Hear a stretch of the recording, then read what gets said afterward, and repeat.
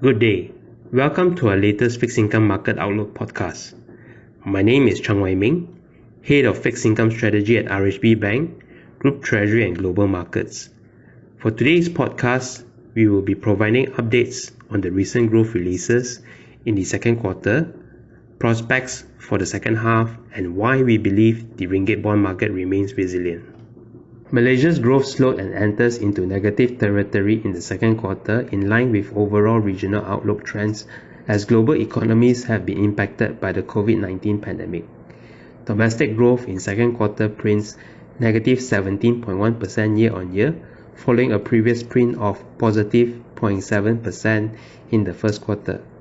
The softer growth print in the second quarter was due to slower economic activities following the movement control measures introduced by the government to contain the COVID-19 pandemic, which has been effective, evidently reflected in the form of a flatter COVID curve.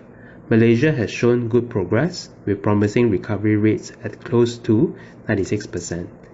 The COVID-19 pandemic has negatively impacted global growth given the need for social distancing, dampening economic activities during the second quarter. Similar trends of growth prints in the second quarter were reported by countries in Asia, example, Singapore, Philippines and Indonesia showing weaker prints of negative 13.2%, negative 16.5% and negative 5.3% respectively on a year-on-year basis. For the advanced economies, growth in the US, UK as well as Eurozone contracted negative 9.5%, negative 21.7% and negative 15% respectively. With the easing of movement control orders in Asia, as well as reopening of economic activities, we expect Asian economies to emerge as the key support for global growth, recovery in 2020 and 2021, as the Asian continent has shown better progress in terms of containment of the COVID-19 cases, which is expected to infuse better catalysts to fuel growth recovery.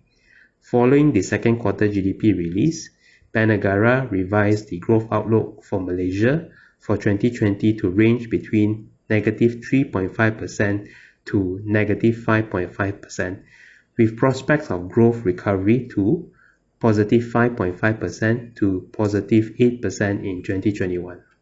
Despite the softer growth prints registered for the second quarter, the ringgit bond market stays resilient with robust trading volumes transacted.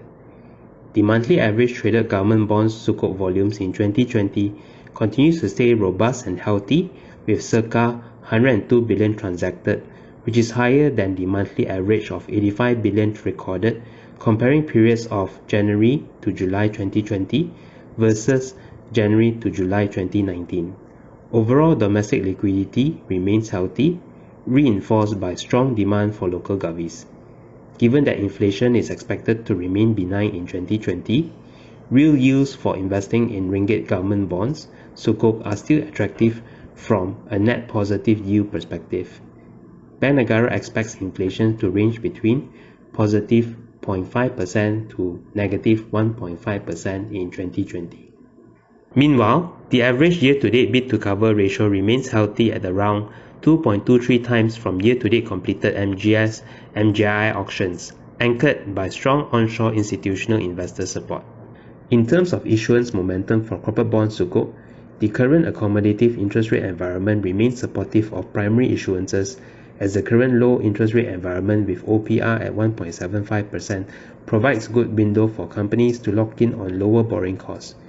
We expect more companies to potentially front-load funding needs given the current conducive funding landscape. During the months of May, June and July, issuances momentum for primary corporate bonds sukuk picked up with monthly issued amount ranging between 6.7 billion to 7.1 billion. We also expect credit and loans growth to gradually pick up given the COVID-19 relief support provided by the government via the Dana Jamin Prihatin Guarantee Scheme worth 50 billion.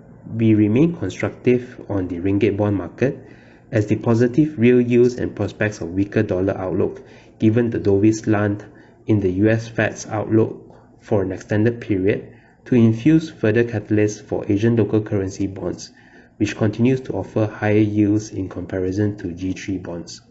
Another positive note, foreign bond inflows saw 3 consecutive monthly inflows from May to July with combined inflows of 20.1 billion.